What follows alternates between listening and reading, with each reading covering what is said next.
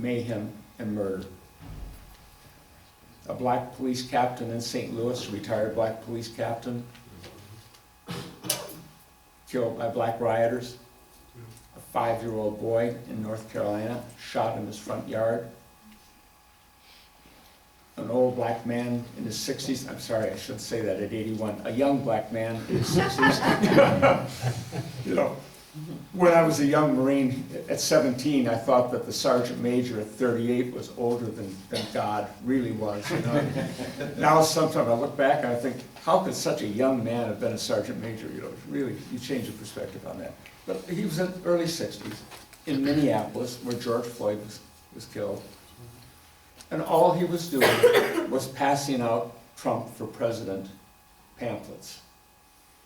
And a black guy in a BLM shirt came up, killed him. And a pregnant 23-year-old white mother in Indianapolis. About 30 people died. Nothing. Nothing was done by the Democrats. Not as governors, not as mayors, not as members of Congress. Some of them helped contribute to bail funds to get the rioters out of prison. As nearly as I can tell, not one rioter in those 6 months was wounded or killed by police. Not one was shot and wounded or killed by police. 2 were killed and 1 wounded by a 17-year-old guy in Wisconsin. And that was it.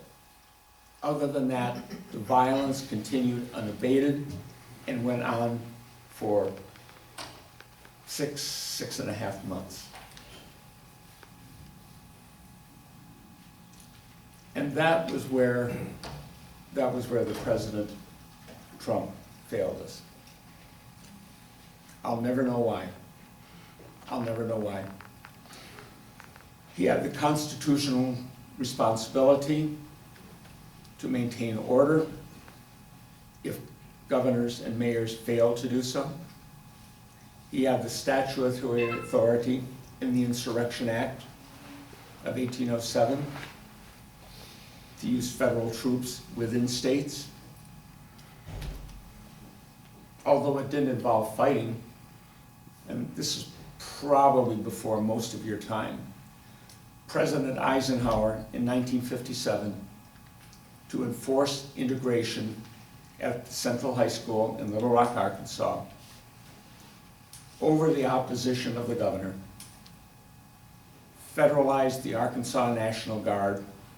Federalizing the National Guard takes them from the governor's control and puts them under the president's control. Actually, the president is Secretary of Defense. And sent in regular troops from the 101st Airborne Division. And he did it by executive order. Simply executive order. But the Insurrection Act was there and the constitutional responsibility. And Trump, other than sending a few federal marshals out west for a few days, did nothing. That had consequences. One of those consequences was that it emboldened the Democrats to steal the 2020 election. And the degree of fraud is incredible. There is a documentary, and excuse me please.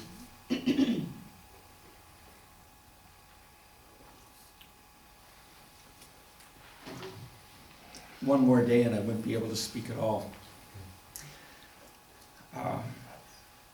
There's a documentary called 2,000 Mules, which was prepared by Dinesh D'Souza and True the Vote, which monitored people who were what they called mules, who were in fact casting multiple ballots in drop boxes, mail-in ballots. And it was the 2020 violence that emboldened the Democrats to do it, and the COVID pandemic and its lockdowns that provided a vehicle.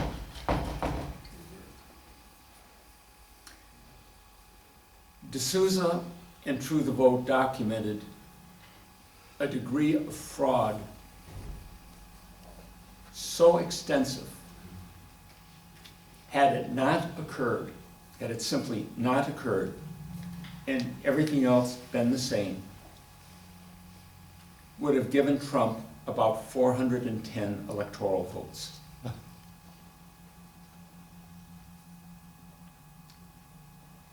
And more than that, it not only put Biden into office, it put into office, in case ghastly Gretchen Whitmer has any advocates here, I'm going to be kind to Biden. Don't be. No. No. If they're here, they won't be here long. I may not be here long either, but you know, at 81, life for me in Jackson wouldn't be that bad. I don't have that much life left. Every morning is a surprise, you know. Like, that's morning, you know, something like that. You know, it put into office an administration which can charitably described as a freak show. And it's appalling because I remember as a young man and a slightly older man in the 1970s studying the Kennedy administration. Not quite the best and the brightest from some damn good people and some very smart people. They were wrong on Vietnam, they were wrong on something, and they wouldn't listen. And really smart people are that way. They won't listen. They won't listen. They keep going. But I mean, there was some good people, some really good people in that administration. And a very different attitude on the part of the Congress, as political as anything, as political as probably when the first two cavemen got together and made a decision, there was some politics there. But they were very political, but they weren't anti-American, and they weren't anti-Constitution, and they weren't opposed to the fundamental basis of the country.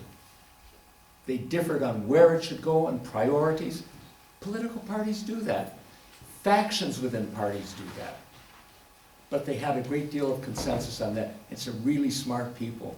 And I went through in my mind, and unfortunately, that's one reason I write long speeches. I went through in my mind the key figures in the Kennedy administration in 61 through 64. And of course, at the time, I didn't know them. I didn't know them. I mean, I knew like every other Marine that Vietnam was coming, and I voted for Goldwater because we knew we were going to war there, regardless of what Johnson said, but that was a different matter. We can talk about that if you wish. But I thought about the Kennedy administration, then I thought about that freak show that's assembled around Biden in Washington today. I suddenly understood how the Romans felt when they had to deal with emperors like Nero and Caligula. Except that's not fair to Nero and Caligula. You know, when you have as president an increasingly senile, incestuous pedophile, and you have as vice president a person who got her start in politics, passing herself off, and you can read the California papers of the 1990s, as the white girlfriend of the married black mayor of San Francisco, Joe Brown. That's how she got her start in politics. And these are the first two people heading an administration. And then it goes on. Trump did nothing. They stole the election. They gave us the Biden administration. What we have gotten from that is, in the Congress, Democrats who talked about Americans, Republicans, conservatives, and I'm not a Republican, by the way, as enemies of the state. That was, Nancy Pelosi said that. Yes, she's out as speaker, but she's still there and no one is touching her. No one is touching her. a Justice Department that has been weaponized. An FBI, I dated an FBI agent, female please, in the 1980s. Well, I mean, these days you have to be careful. I mean, you know, they might bring in a dog, you know, what can I say? Or a robot, you know. You have to be extremely careful about that on it. I mean, she was very professional, like her colleagues, like her male colleagues in Philadelphia. They would be absolutely appalled at what the FBI has been doing lately. It has effectively become the enforcement arm, not just the FBI, but the Justice Department. It has become the enforcement arm of the Democrat Party, just as the media is the public relations arm of the Democrat Party. And most of the people don't know. You can find the information out on alternate media. You can find it if you work your way through, but most people don't know. They're not even aware of it. That's one of the things we got. We have gotten, as far as we know, between 7 and 10 million migrants since January of 2021. Central Mississippi, I have encountered migrants from Africa and Guatemala. Now, I don't speak Spanish well, but I understand it quite well, and there's a great deal of difference between Mexicans and Mexican Spanish and Guatemalans with their Mayan ancestry and the guttural Spanish they speak. I've been down there, I shouldn't say that. I did interesting things with the intel community over the years. And that's in central Mississippi. There was a report, and it was on an old Fox News one about a year ago, in Westchester County, New York, up around White Plains. Now, planes, as I understand, and I did not know this, but according to the FAA, planes are not supposed to land except for emergency purposes in the early morning hours. I think it was 2 to 4 a.m., but don't hold me to that because I'm not positive. I hadn't heard about it before, but the reporter was talking about it, and something around that time. Unmarked planes, camera was on the plane, no markings, not even tail numbers. And migrants were coming off it. And there were buses waiting for them. And Fox News crew was filming this. Fox News crew was filming this. And Sheriff's Department cars filled up. And told the camera crew to leave, the news crew to leave. And the cameraman asked the deputy on film, and this is being filmed, they said, people called us from the buses and said that you were harassing them and asked us to remove you. And he said, who were they? And they said, they identified themselves, proper numbers, Homeland Security. Homeland Security agents were facilitating the illegal flying of migrants from somewhere south into upstate New York, rural New York. And they're going into red states. The ones over the border are into Texas and Arizona, New Mexico, and California. Those being flown are going elsewhere. And Mexican migrants have now been identified coming across the Canadian border into New England. Someone is paying for it. It surely isn't migrants. Surely isn't people from El Salvador and Guatemala and Honduras and the rest. Someone is paying for it, and it's likely taxpayers, courtesy of Homeland Security. So you got all of this coming in, and the purpose, by the way, of the migrants is just not out of the goodness of the heart that they wanted to bring in people. I mean, these people are paid to come in, and their intent is to vote. They understand the Patron concept, and they'll vote Democrat, overwhelmingly. And they intend firmly to flip Arizona and Texas around 2024. they'll probably do it. If there's even an election, if they bother with an election, but that's probably what happened. And that's the net effect of it, and it also emboldened them, obviously, to steal the 2022 election. And that documentary, 2,000 Mules, had the effect of teaching the Democrats how they had to clean up their act to do it a little more smoothly, which is exactly what happened in 2022. They found something almost 400,000 votes in Maricopa County in Arizona, which were not counted. And guess what? Printed on a different size ballot, kicked out by the machines, overwhelmingly Republican and on voting day. Most Republicans voted on election day, most of the Democrats cast mail-in ballots. And that was just what continued. And there is no reason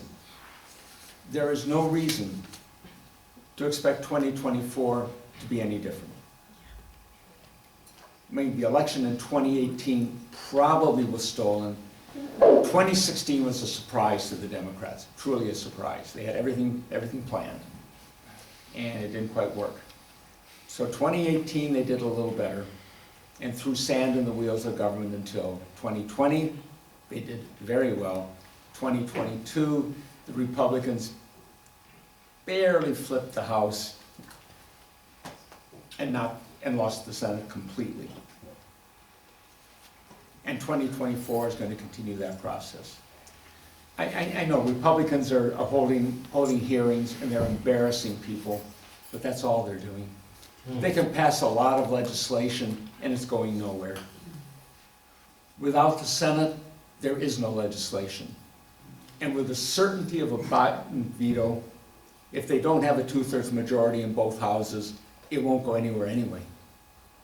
So I applaud them for trying to do something, but the prisoners that were taken on J6, which was an utter fraud, are still there.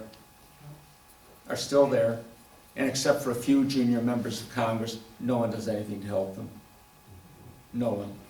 They're just punished at intervals. That's continuing. Hearings are being held. Legislation is being passed, usually on a straight party line vote. You know, for a party that supposedly was concerned with women's rights, when the Republicans proposed to protect the Women Act in sports, to preclude transgenders from participating in it, not a single Democrat voted for it. Not a single one.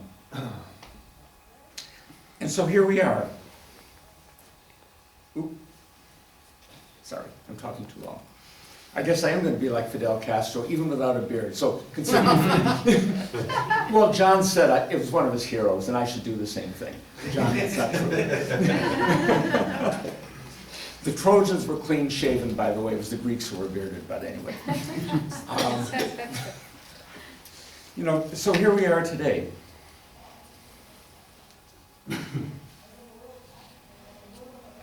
Let's look at it very coldly. For everyone who speaks about the Constitution, it is an anachronism, and it died in 1865. And I don't say that because I live in Mississippi, although when I moved down there, and I ordered a glass of wine at a bar, and I got a number of the big old boys. You know, let me tell you, when they're big down in Mississippi, they're big.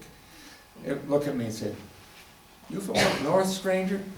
And I said, I mean, literally, and I've been down there like 8 hours. I was still waiting for the moving van to get down. And I said, truthfully said, "I'm from South Michigan." From Lansing. And I said, actually, that's not strictly true. I said first, "I'm a Southerner." And they looked at me, "Southerner?" I said, "I'm from South Michigan." And everyone laughed. And I couldn't go in that bar again for 4 years without having someone buy me a drink there. I remember that. That was one good thing. But so there's that little bit of humor on it. It's outmoded. You have to understand the Constitution was designed literally, was designed for sovereign states, and they meant sovereign. That's where power resided. If you read through it, and anything not explicitly granted to the federal government is reserved to the states or to the people, period.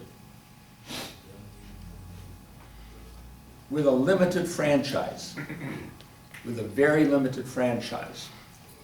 And Say it. well, I was a Marine. I was a Marine. I was going to say it. Okay. Younger women are the greatest support base of the Democrats and of BLM and of all of the radical movements. They split in 2022 between 7-3 and 8-2 in favor of them. And I say that because most of my heroes today are women. There are very few people out there like Kristi Noem and Carrie Lake, or even Tulsi Gabbard, and yes, I know her background. But there are very few out there. But there is a direct relationship between the increasing independence and political activism of women, and especially young women in America, and the decay of the nuclear family, the breakup of social cohesion, and the decline of our institutions. Amen. They're backing it. I don't know why. And I mean, literally, I don't know why. Education. Well, it's not even education. They have more education than others. But still, that's a very, very clear phenomenon. But beyond that, it was intended for a limited franchise, sovereign states, but most importantly, it was for a minor country on the periphery of the balance of power, with an inability to concentrate effective power anywhere. That's what checks and balances mean. That there is no concentration of effective executive power anywhere. That started in 1865. It took a big hit in 1913 with the creation of the Federal Reserve and of the income tax, and it continued on through the World Wars and into the Cold War. But it's not at all like the Founding Fathers expected. Someone is going to have to take a hard look at the Constitution and say, we have to change. It's got to change. How? It's for you who are going to live in. I'll be dead.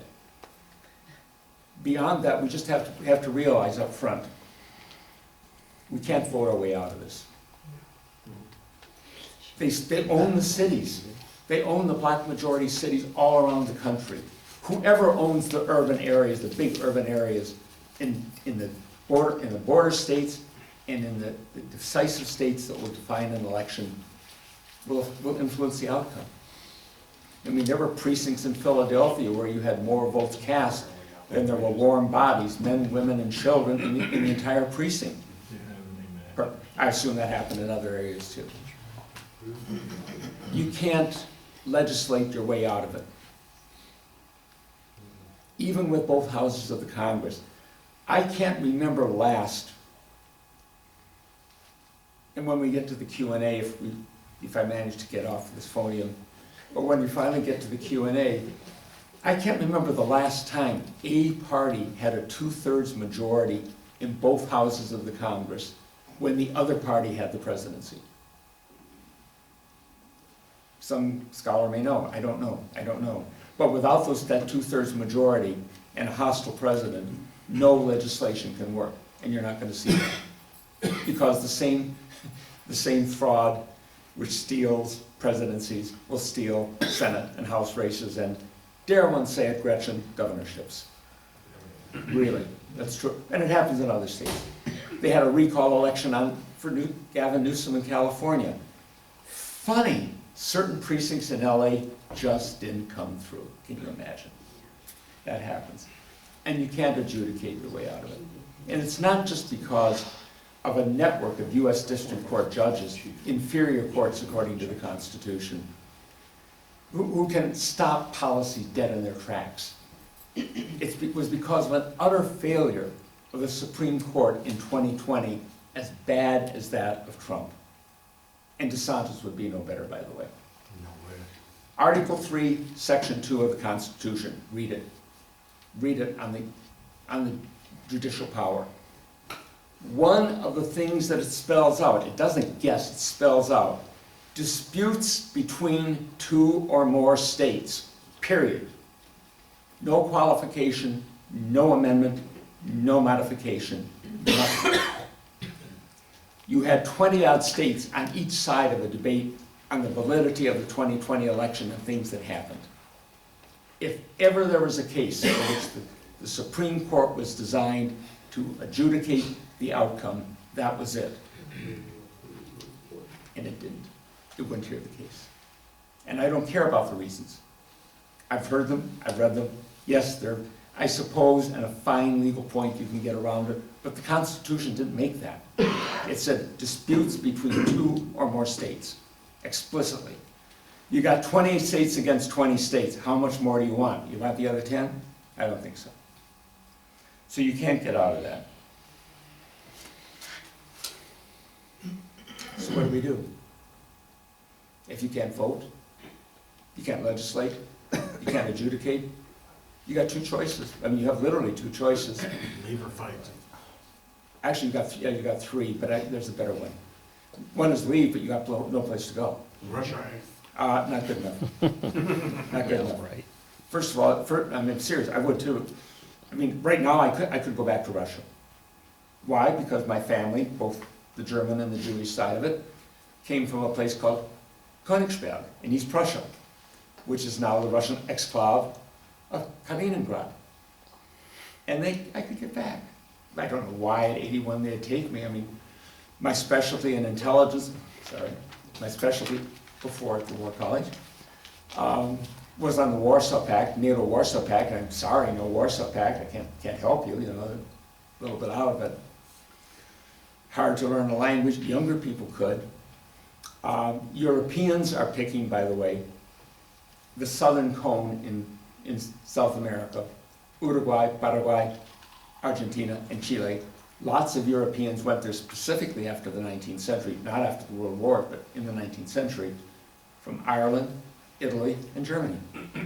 There are large communities down there entirely that I saw a video not a week ago about a young German couple and their children who gave up on Germany completely because of the migrants. And he was talking in German, and I was listening to him. And he was saying, and we found this German town in Paraguay. Yes. But literally. And those countries are happy. They get Europeans down there. They're already joining European communities. Spanish isn't easy to learn, but it's a lot easier than Russian. Trust me, I tried Russian and I gave it up. Spanish I could handle, German I could handle, Vietnamese I sort of gave up on, but you could do some of it. So leave is one. A second is accept it. And a third is fight. Now, it's going to be the choice of people who are going to be young enough to have to do one of the 3. I mean, really, and I'm not dodging this because I have a personal feeling, but I'm too old. You know, one thing that I realized is this, I was talking to 2 of my best friends down in Mississippi, are retired Marine Sergeant Majors. They were in Desert Storm in the early 50s, and they talked about how hard it was on them. And that was a clean fight. That was as easy as you're going to find. But they said, you know, you could defend our homes, yes. Could we defend each other's homes? A little bit. Could we be tactical? Not a chance. Not a chance. It would be a liability. Can't do it. But if you're going to fight, if you're going to, then the DC jail is where you should look. I mean, it's our Bastille. It's our Bastille.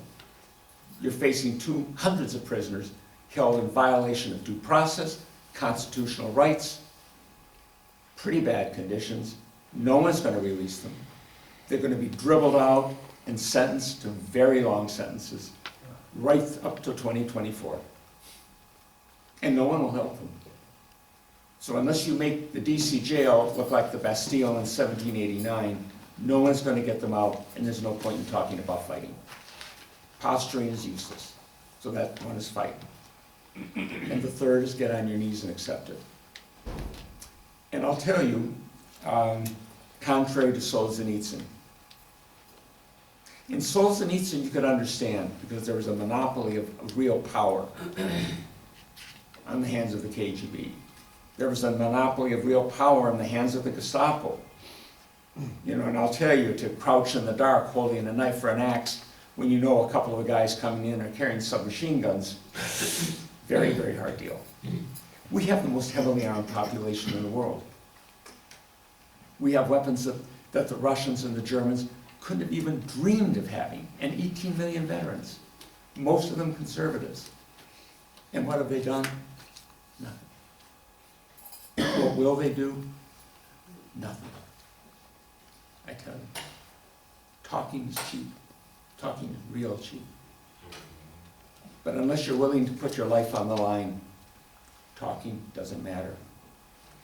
I hope someone will take a hard look at what's confronting you and where we're going and decide that it is worth it. Or you're going to make those sunshine patriots in the revolutionary days seem like heroes. Thank you.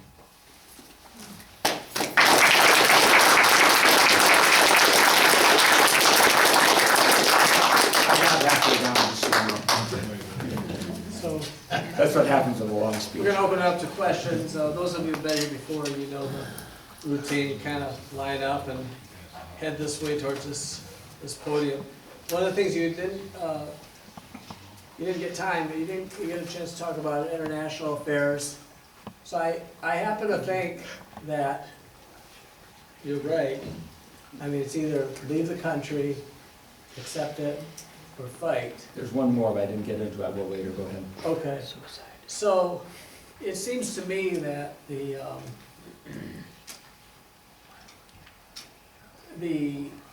defeat of this regime, whatever it is going to have to come from outside. And so let's talk about where it's most likely to come from. It won't come from outside. And it absolutely won't for the same reason that we're not going to coerce Russia. And they call it nuclear weapons. And there's no outside coercion. You can isolate economically, and you can hurt it. Someone can certainly do that. There's no question at all about it. But in terms of forcing a change, why should they? No. The very best is happening to the United States that either Russia or China could want. And that's a country that's imploding and whose economy is collapsing. Agreed. And racially divided. Why should they do anything? Well, we're kind of, let's talk about that for a second. We're kind of, we walk around thinking China is the enemy, Russia is the enemy, whatever. I don't, but that No, doesn't you matter. don't, but a lot of people do. And the same government that is doing all these things to us, the same regime is the regime telling us to, fight Russia and fight China. And Actually, they're only fighting Ukraine right now, using Ukraine as a proxy.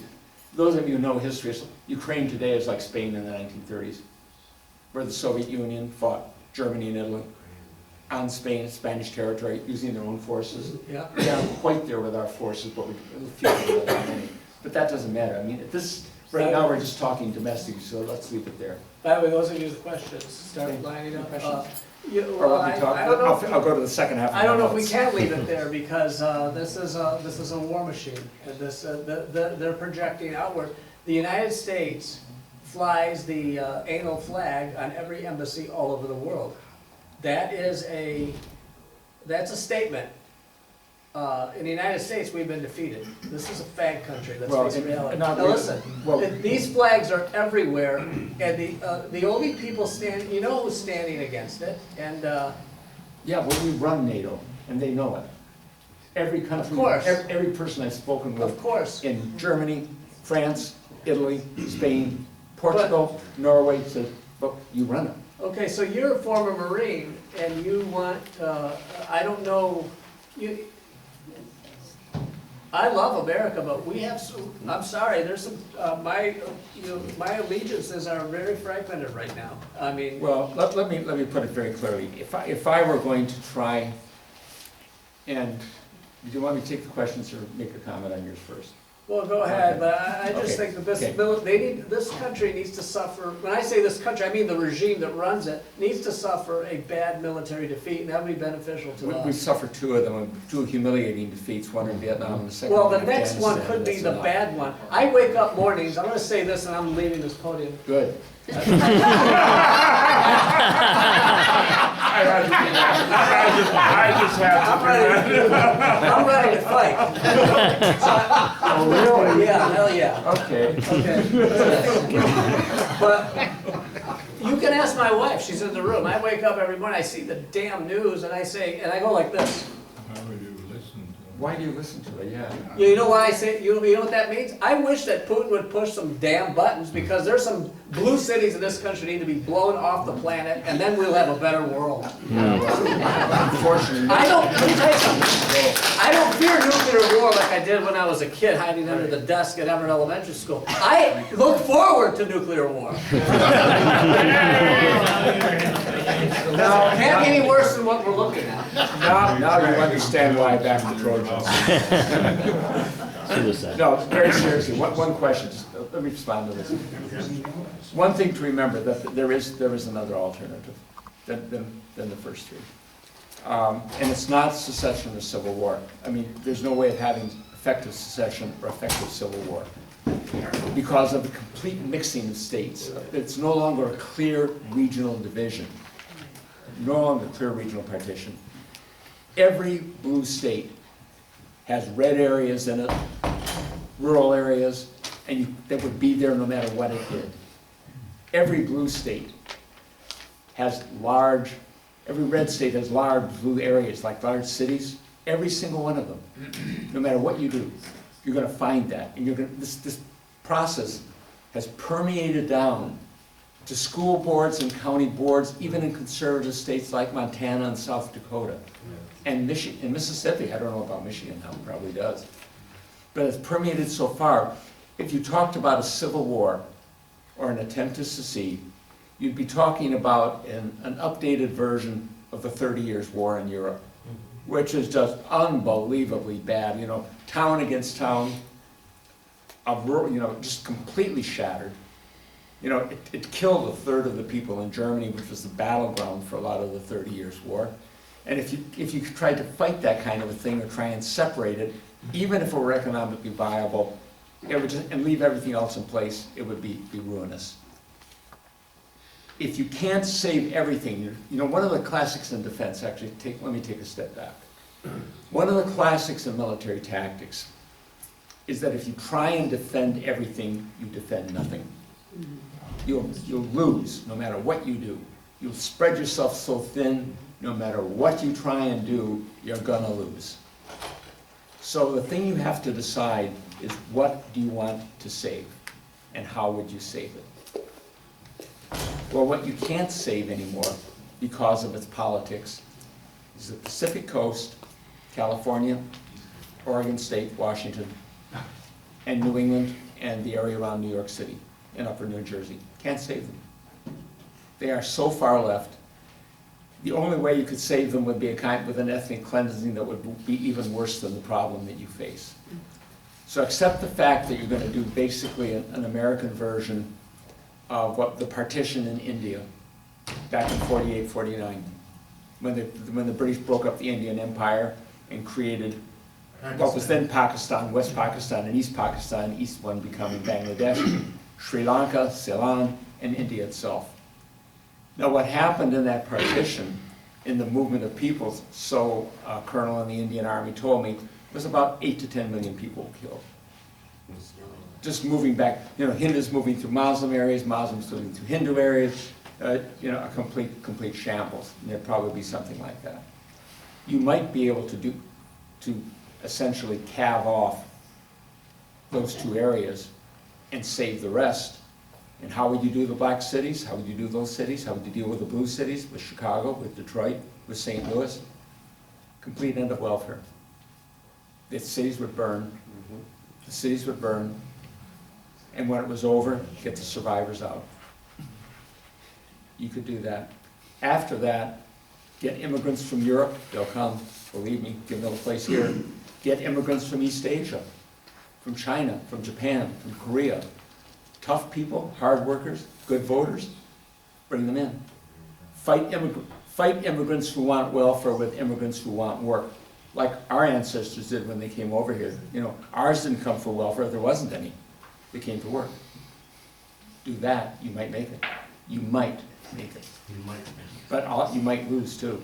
Understand that we let it go so far, even if we win, we are going to wade in oceans of blood, and a lot of it's going to be ours, and we might very well lose. You can't wait to the very end. Wait until the very end. The absolute peril of democracies is that they will not do anything until the absolute end, and then sometimes it's too late.